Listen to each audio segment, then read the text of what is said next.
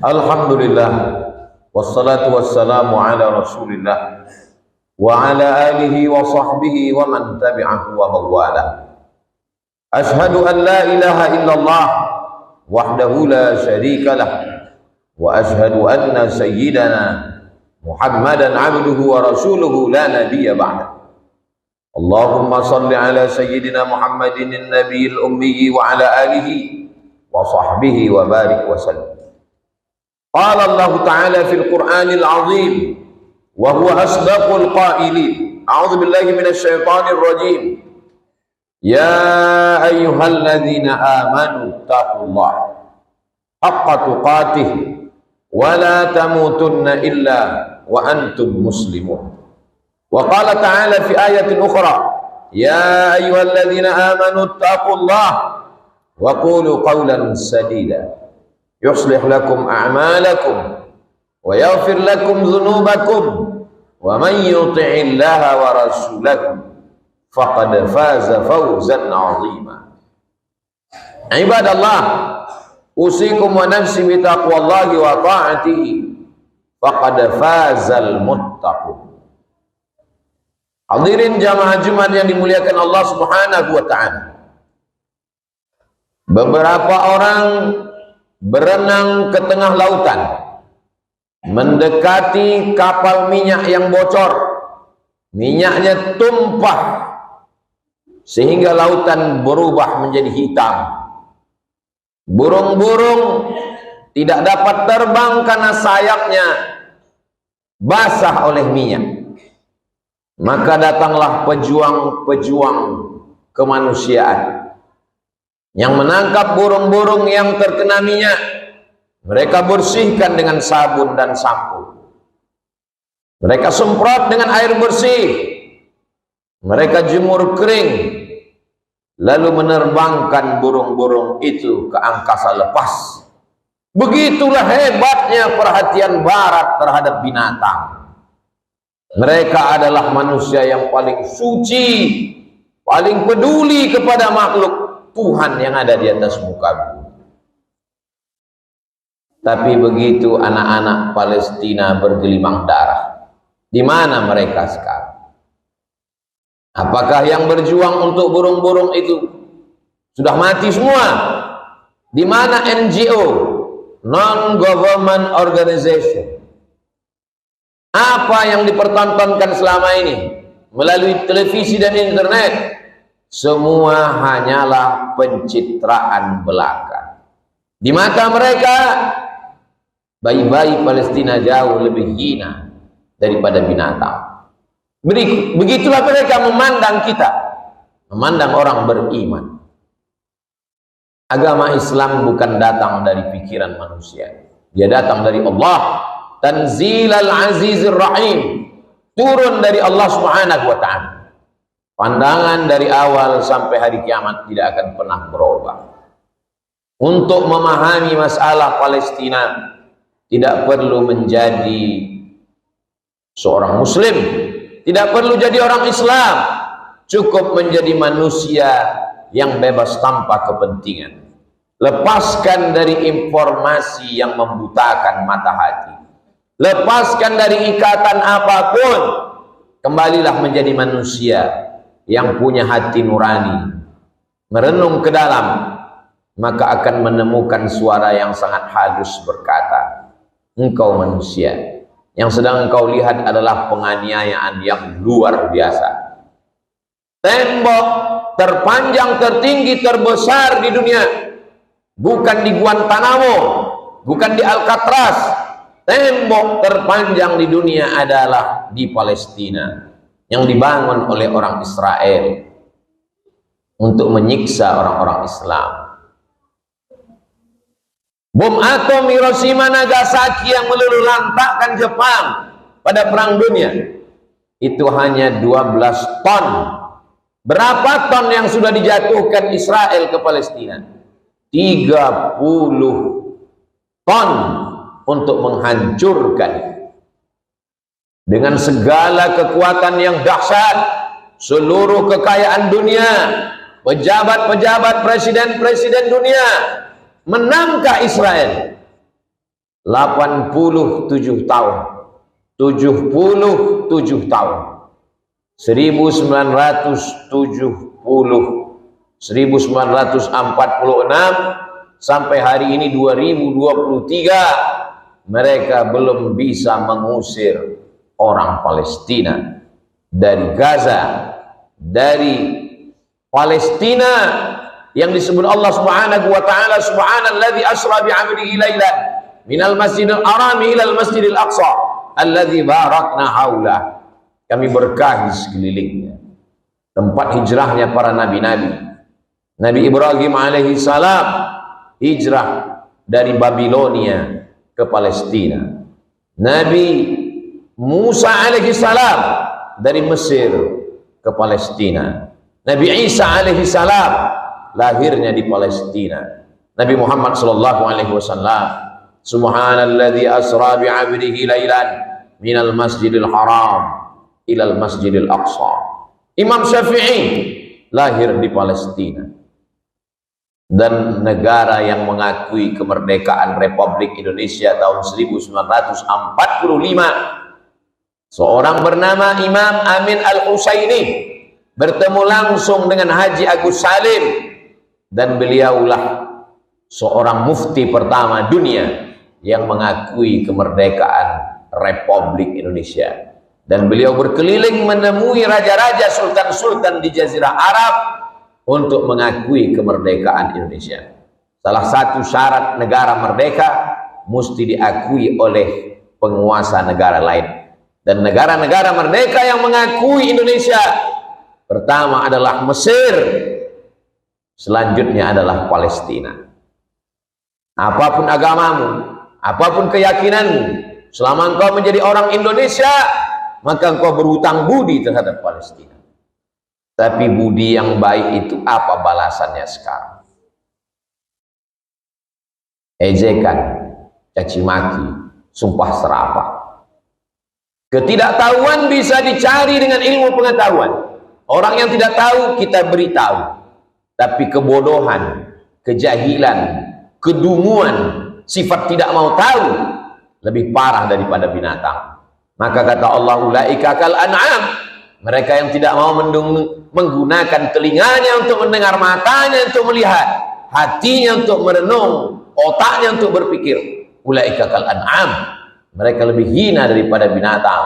Balhum adall, lebih hina daripada semua makhluk yang melata hina di atas muka bumi Allah Subhanahu wa ta'ala. Kalau dikatakan orang Palestina itu adalah teroris, maka adakah yang lebih menakutkan dan menakut-nakuti daripada Israel? Maka Israellah teroris yang sesungguhnya. Bagaimana dengan Prancis yang menjajah? Apa yang mereka jajah? Tunisia, Aljazair, Maroko, menumpahkan darah. Bukankah mereka teroris yang sesungguhnya? Dari sejak sekolah dasar kita sudah diajarkan 350 tahun Indonesia dijajah oleh Belanda. Walaupun tidak semua orang Indonesia mengakui penjajahan itu. Sampai hari ini orang Aceh merasa tidak pernah dijajah oleh Belanda, karena Belanda tidak pernah berkuasa di Aceh. Tengku Umar dengan santainya berkata, aku tidak akan pernah berhenti melawan Belanda. Kalau aku mati malam ini, aku akan mati syahid. Kalau aku hidup besok pagi, aku masih bisa minum kopi di Maulabu. Mereka memandang hidup ini hanya seperti setengah sayap nyamuk. Tak berarti, tak bermakna apa-apa. Hidup hanya pinjaman Allah Subhanahu wa ta'ala. Adakah yang lebih kejam daripada Jepang? Sampai ada orang tua-tua yang merasakan penjajahan itu berkata, 350 tahun dijajah Belanda, 3,5 tahun dijajah Jepang. Lebih menyakitkan lagi Jepang. Tanah yang kita injak, rel kereta api yang kita lalui adalah darah para syuhada. Mereka lah teroris sesungguhnya. Kenapa Palestina dikatakan teroris, Hamas dikatakan teroris? Yang lebih menyakitkan, orang Islam terikut-ikut mengatakan karena teracuni oleh informasi di sosial media. Mereka orang yang melawan karena negara mereka merdeka. Mereka adalah bangsa yang merdeka. Tahun 1945 kita dijajah Belanda, mereka merdeka. Karena Israel baru datang 1946. Setahun setelah kita memproklamirkan kemerdekaan Republik Indonesia 17 Agustus 1945, baru Israel datang menjajah. Kalaulah orang yang melawan tanah airnya disebut teroris, maka Pangeran Diponegoro melawan Belanda, apakah dia teroris? Patimura melawan Belanda, apakah dia teroris? Imam Bonjol melawan Belanda, apakah dia teroris? Betapa banyaknya teroris di negeri kita ini. Kalau metode itu yang kita pakai, mari gunakan akal pikiran bahwa membela tanah air adalah bagian dari iman, bukan hadis Nabi. Itu kata-kata hikmah yang selalu kita lantunkan, hubbul watan minal iman. Cinta tanah air bagian dari iman. Seandainya cukup dengan perdamaian di atas meja bundar, untuk apa Bung Tomo meneriakkan Allahu Akbar? Untuk apa Jenderal Sudirman masuk bergerilya ke dalam hutan? Negeri ini merdeka karena berdarah-darah. Tidak semuanya selesai dengan perundingan. Apalagi berunding dengan Yahudi yang penuh dengan kebohongan, tipu muslihat. Waja'u ala qamisihi bidamin kadhib.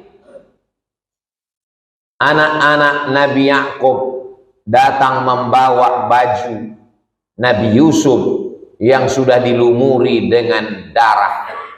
Lalu mereka berkata kepada ayahnya, "Ayah, adik kami Yusuf sudah dimakan serigala." Ayah kandung mereka bohong, Nabi mereka bohongi, apalagi hanya sekedar perundingan perjanjian damai. Sejak mata kita melihat televisi tak berwarna hitam putih, sampailah setua ini kita melihat perjanjian perdamaian tidak akan pernah terwujud karena mereka tidak mengerti bahasa perdamaian. Yang mereka mengerti adalah bahasa senjata, jihad yang dapat melepaskan Palestina.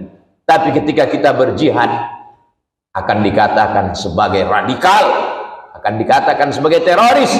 Kalaulah orang berjihad membela tanah airnya disebut radikal dan teroris, maka Indonesia lah orang yang paling banyak teroris dan radikalnya. Dari Sabang sampai Papua, negeri ini merdeka bukan hanya karena perdamaian, perjanjian, lobi-lobi, tapi karena kekuatan teriakan Allahu Akbar. Kita memperingati Hari Pahlawan tepat pada hari ini, 10 November. Tapi orang lupa, kenapa pahlawan itu rela mati? Anaknya dia tinggalkan, istrinya dia tinggalkan. Kenapa mereka rela mati? Karena beberapa hari sebelum itu mereka meminta fatwa kepada ulama.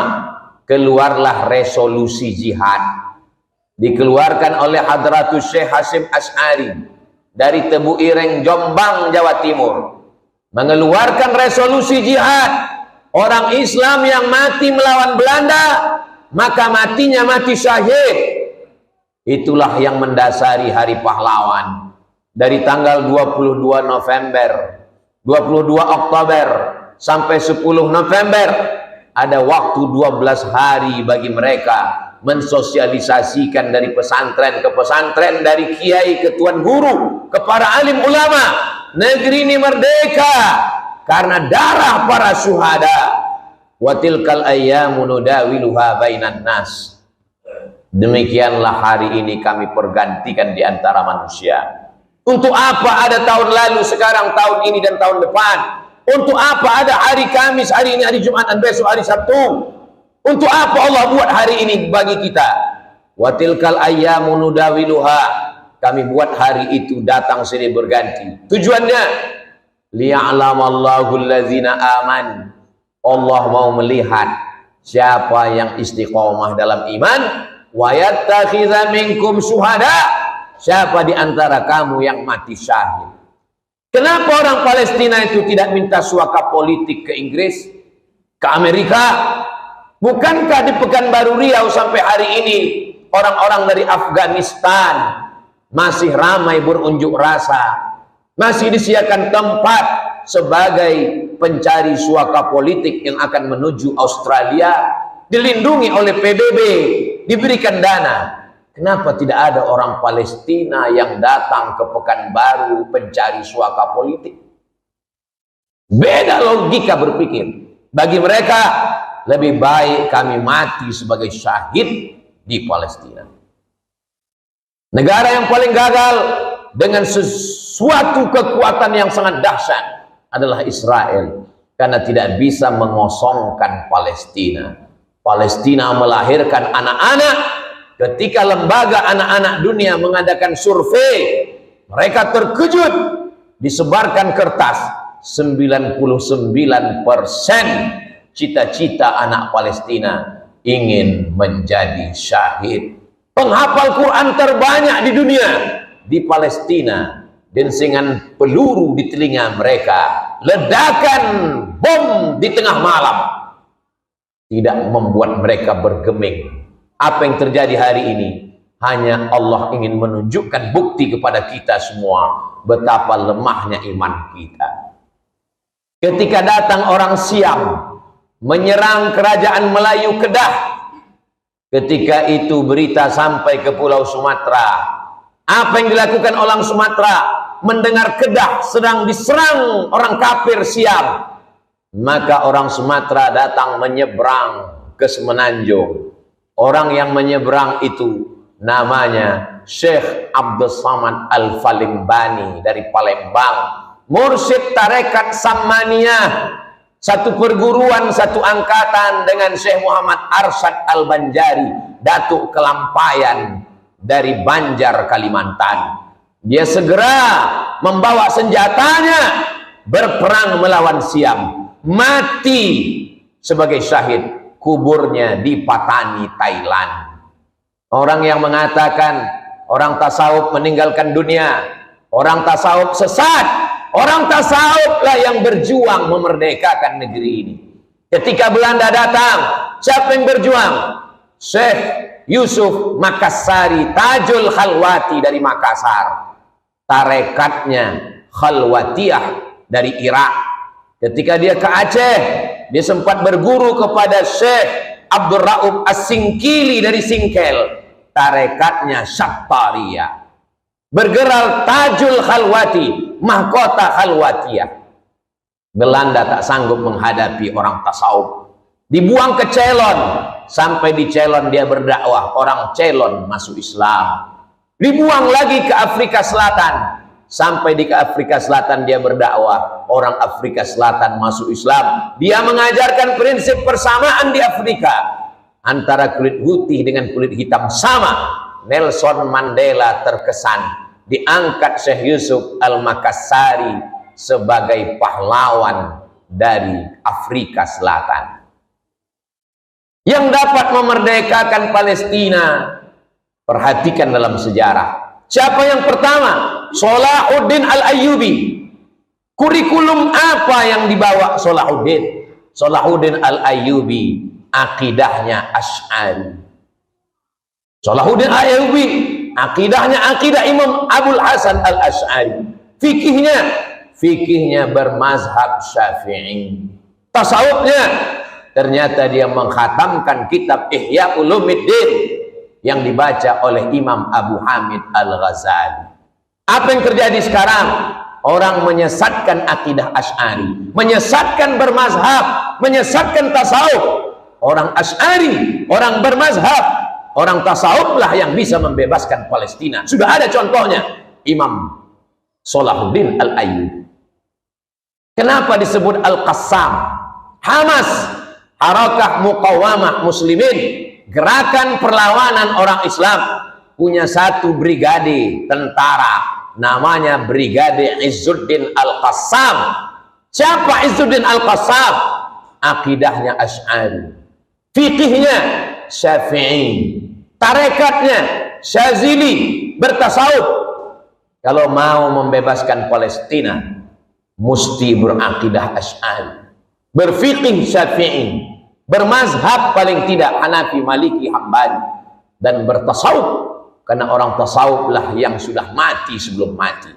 Mereka sudah ditalkinkan guru mereka, la ilaha illallah. Kau sudah mati sebelum mati.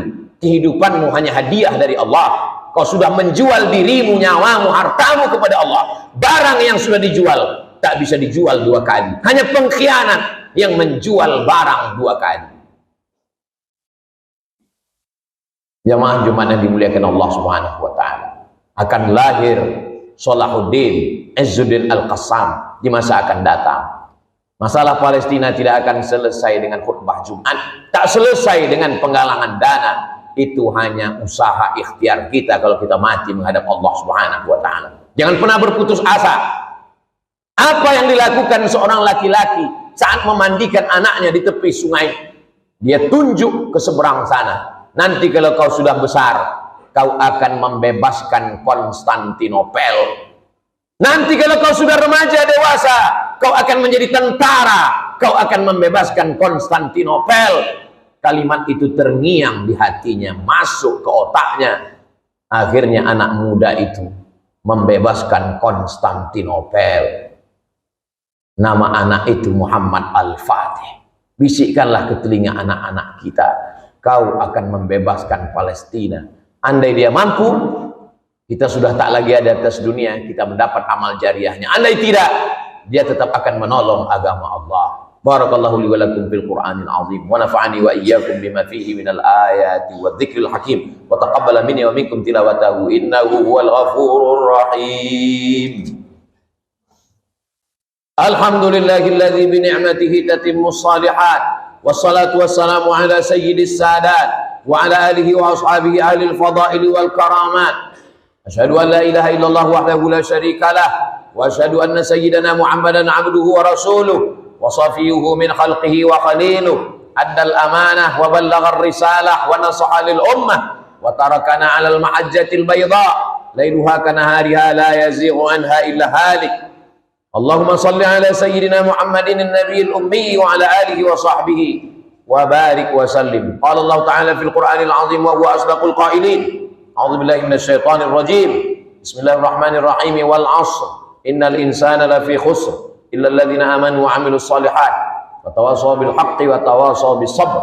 وقال تعالى في آية أخرى إن الله وملائكته يصلون على النبي يا أيها الذين آمنوا صلوا عليه وسلموا تسليما. اللهم انصر إخواننا المجاهدين في فلسطين اللهم انصر من نصر الدين واخذل الكفرة والمشركين ودمر أعداءك أعداء الدين اللهم شتت شملهم وفرق جمعهم واجعل كيدهم في نحورهم اللهم انصرنا على القوم الكافرين اللهم انصرنا على القوم الظالمين اللهم انصرنا على القوم الفاسقين اللهم انصرنا على القوم المنافقين اللهم دفع عنا الغلاء والوباء والفحشاء والربا والزنا والمنكر والسيوف المختلفة والشدائد والمحن ما ظهر منها وما بطن من بلدنا هذا إندونيسيا خاصة ومن فلسطين ومن بلدان المسلمين عامة عباد الله أوصيكم ونفسي بتقوى الله وطاعته فقد فاز المتقون إن الله يأمر بالعدل والإحسان وإيتاء ذي القربى وينهى عن الفحشاء والمنكر والبغي